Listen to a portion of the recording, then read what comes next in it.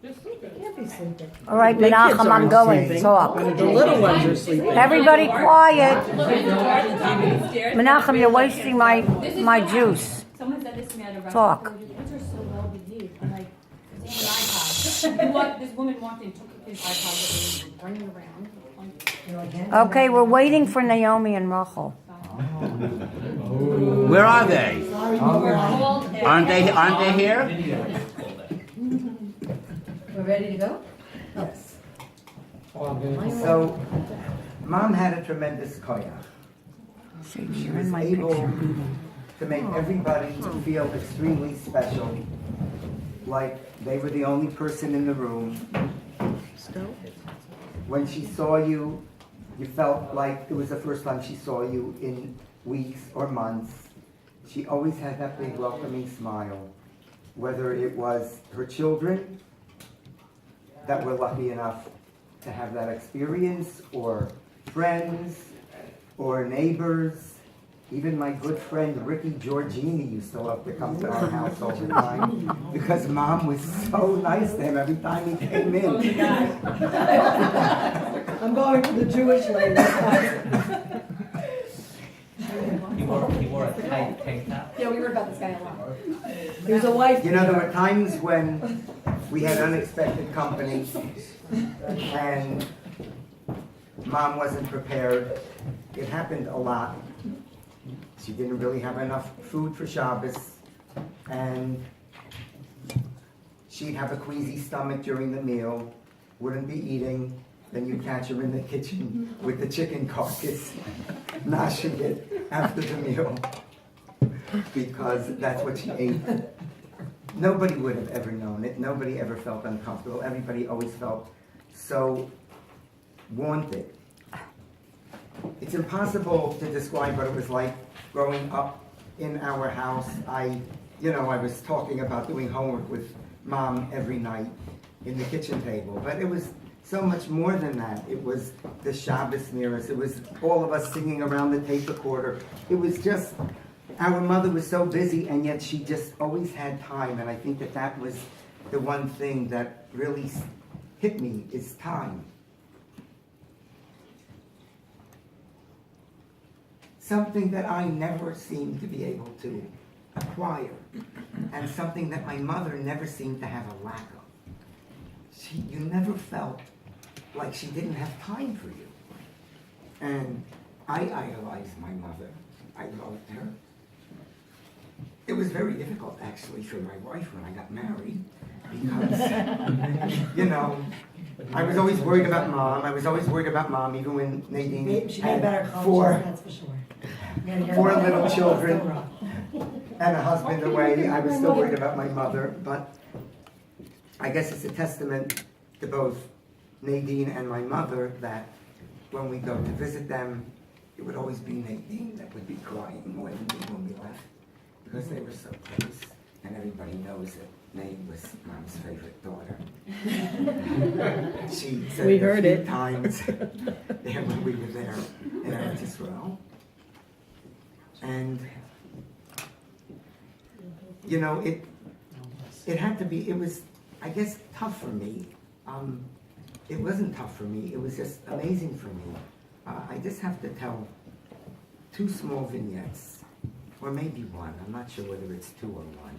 He stops thinking one. Don't worry, it's not. I can stop too. When I got home from Eretz Israel, I decided for some genius reason to go into the dental and technology profession. I took a 2-year course, which I did in 1 year, by going in the morning and then hanging around at the 42nd Street Library and then going back at night. And I would come home every night at 11:30.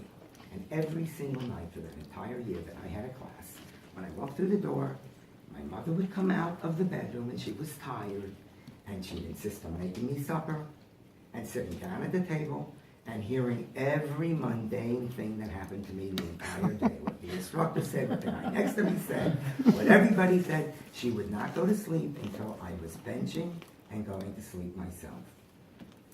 Years later, I opened my business in their basement, and I'll fast forward to when I moved out of the basement, because that was just too long a story. It was she was so involved in my life then. But when I moved to my business on Kings Highway, until Mom left America, every single night, I'd get up, the phone would ring. There was no caller ID. I didn't know if it was going to be Nadine or my mother. If he knew it was me, he wouldn't have picked up. It was 1:30, and sometimes 2 o'clock in the morning, and Mom would say, "You're still there?" And then, Could have been.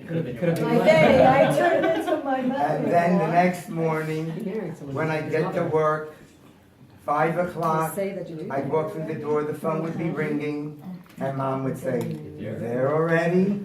Or "You didn't go home." Which one? Mom was an exceptional person. Sitting Shiva in Eretz Yisrael,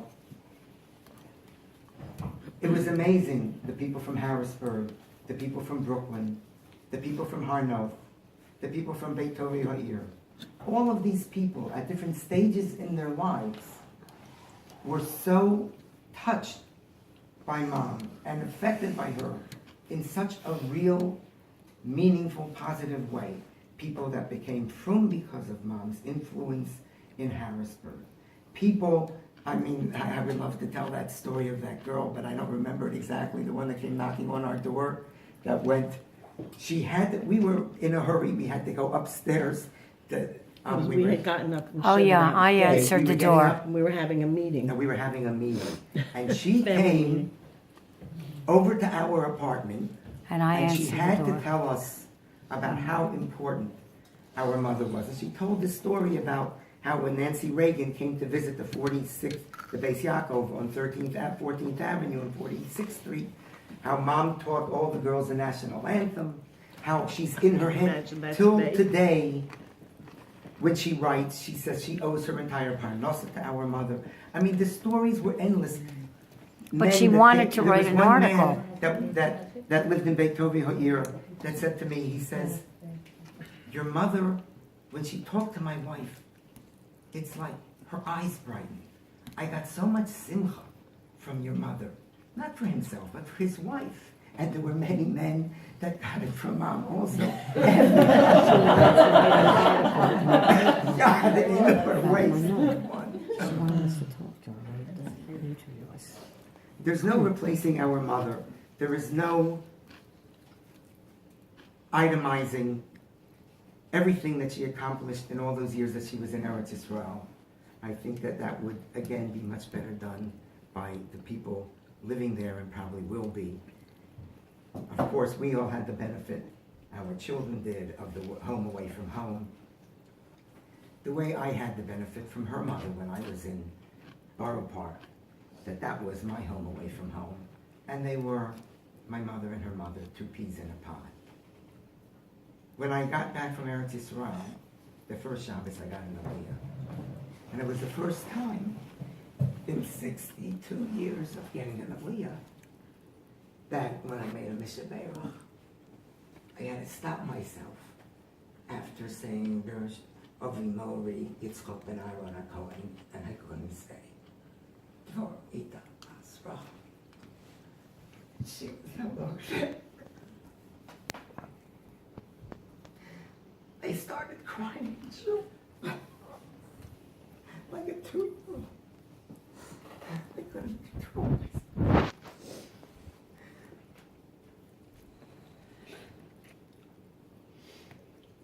When I get in the car to go to work early in the morning, I would every single morning push the mom button on my phone to their American line. I didn't often get her very often. She was busy, depending on the time she was at a meeting or a Scrabble game or something or other. She was always busy. You know, it was always different when Dad picked up. I wanted to be different. I may have asked her to start with Dad. But Mom's mom, she had that special way of still needing to know everything about Nadina and the kids and me, and why am I going to work so early? It's like nothing changed. Everything stayed the same till the very last day. I wasn't going to talk about how Mom left this world.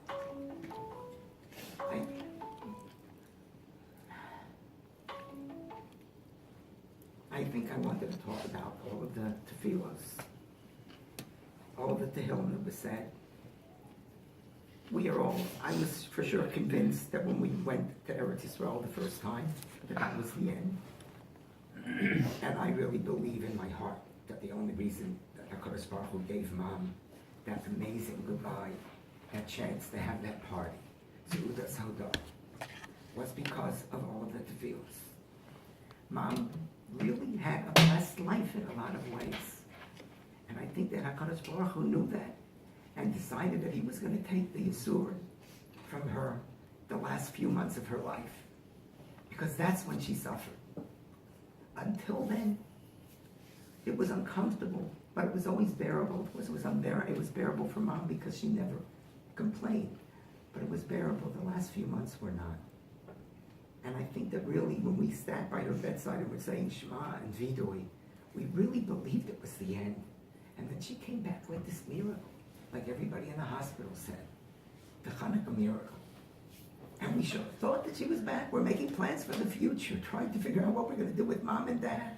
She had the Seudas Hodah. She insisted on it. It was unbelievable that she could talk for 40 minutes straight with no notes. And people said, no, we were not bored. It was fascinating. There is no replacement for my mother. We will all miss her terribly. And I just hope, and I know that she is going to be a Meilitz Yosher for all of us. And that her neshama this year should have it easy. And it should be a big aliyah for her. All of the Talmidei Chachamim that have come out from her and that are learning today and will continue to learn. That it should be a big suchus for her and our entire family. Amen.